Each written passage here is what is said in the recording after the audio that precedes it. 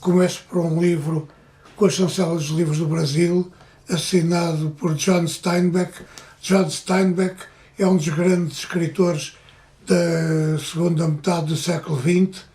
e em 1962 ganhou o Prémio Nobel da Literatura, que vem confirmar a popularidade que ele tinha junto do público leitor norte-americano e no público de todo o mundo, nomeadamente em Portugal, onde foi muito traduzido e muito lido.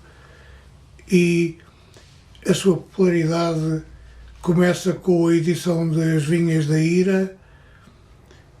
até o último livro que publicou, A América e os Americanos, de 1966. É precisamente o destaque deste nosso encontro de hoje, vai precisamente para a América e os Americanos e para a obra em geral de John Steinbeck. Um livro que vale a pena ter e reencontrar, John Steinbeck, América, os Americanos e outros textos, um livro para ler e dar a ler. Com a chancela da Síria ao fim, temos um livro que nos dá os textos de viagem de um grande filósofo da primeira metade do século XX, Walter Benjamin, com edição e tradução de João Barrento. Walter Benjamin nasceu numa família judaica com uma boa situação económica e social e quando o nazismo avançou ele decidiu fugir e a fuga, como era inevitável, passou por França, encaminhou para os Pirineus e, portanto, a sua intenção seria atravessar os Pirineus, chegar à Espanha e depois, eventualmente, a Portugal, como fez, por exemplo, a sua compatriota judia como ele e filósofa Hannah Arendt, que partiu depois para Nova Iorque, onde acabou por morrer.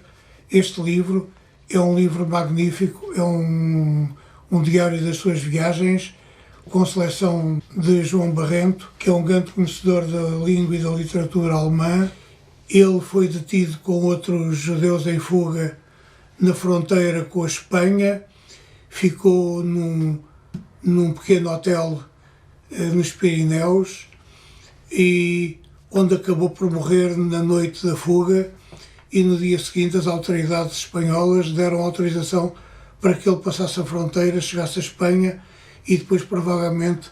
chegaria a Portugal e de Portugal é quase certo que partiria para os Estados Unidos, para onde já tinha ido Hannah Arendt. Diários de viagem de Walter Benjamin para ler e dar a ler. Depois temos, com a assinatura de um homem que hoje aparece diariamente na televisão, ou quase diariamente na televisão, a comentar a guerra na Ucrânia, resultante da invasão ordenada por Putin do território ucraniano, José Milhazes. José Milhazes é jornalista,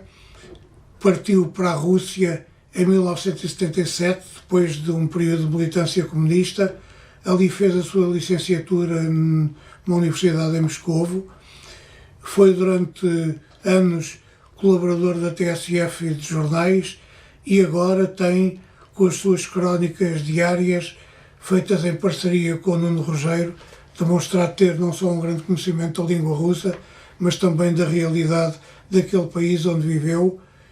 e cuja transformação numa autocracia violenta e intolerante ele bem conhece e de que dá testemunho. Temos aqui, com a chancela das publicações de Dom Quixote, A Mais Breve História da Rússia, dos Eslavos a Putin, um livro que vale a pena ter e ler para conhecermos melhor a realidade deste país que invadiu a Ucrânia e está a ameaçar seriamente a paz na Europa e no mundo. Um livro para ter e ler, para nos lembrar também de um livro com a chancela da crítica que vale a pena ter e ler e que é uma reedição. Eu recordo-me da primeira edição deste livro, que foi muito lida na altura. Este livro foi escrito por Albert Speer. Albert Speer é um alemão que se licenciou em arquitetura e fez a sua caminhada por dentro do partido nazi, com apoio direto e com uma relação pessoal de amizade com Adolf Hitler. Em Nuremberg, ao contrário de outros dos seus camaradas do partido nazi, ele não foi condenado à morte, foi condenado a 20 anos de prisão e aproveitou este período de reclusão e de isolamento para escrever este livro, Por Dentro do Terceiro Reich, Memórias, que tem prefácio do historiador Rui Ramos. É um livro em que ele conta de que modo evoluiu a sua vida, de que modo é que se ligou ao Terceiro Reich, de que modo é que assumiu pesadas responsabilidades ministeriais que o fizeram comprometer-se profunda e gravemente com o regime nazi e com o Holocausto. Ele foi ministro do Armamento e da criação das infraestruturas profundas, incluindo os campos de concentração, que viriam a ser a base e o instrumento físico da destruição de mais de 6 milhões de judeus e de centenas de milhares de outras vítimas do regime nazi. Albert Speer, num livro comprometido com aquilo que foi o seu passado e que foi o seu compromisso pessoal e político com o nazismo e com Hitler, dá-nos uma ideia dos riscos que corremos se deixarmos a situação evoluir para uma beligerância radical e profundamente destrutiva. Por isso, deixo aqui como último destaque um livro que é uma biografia política muito oportuna de Angela Merkel. Este livro tem a chancela da Casa das Letras. Ela foi durante 16 anos chanceler da Alemanha, fez opções políticas, estruturais e profundas que foram muito importantes, nomeadamente em relação ao acolhimento e à integração de muitos milhares de refugiados vindos de zonas de guerra. Este livro, escrito por Ursula Weidenfeld e intitulado Angela Merkel, Retrato de uma Época, é um livro muito bem construído, com profundo conhecimento da evolução política e pessoal de Angela Merkel. Um livro para ter, ler e conhecer melhor o caminho de Merkel em nome da democracia e da liberdade. Uma mulher que sempre foi hesitante no seu processo de decisão, uma mulher formada no domínio da física, nascida na então RDA e que depois, apoiada por Helmut Kohl,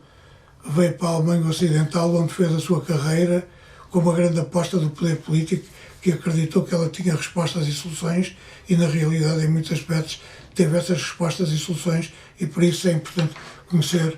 a sua biografia política.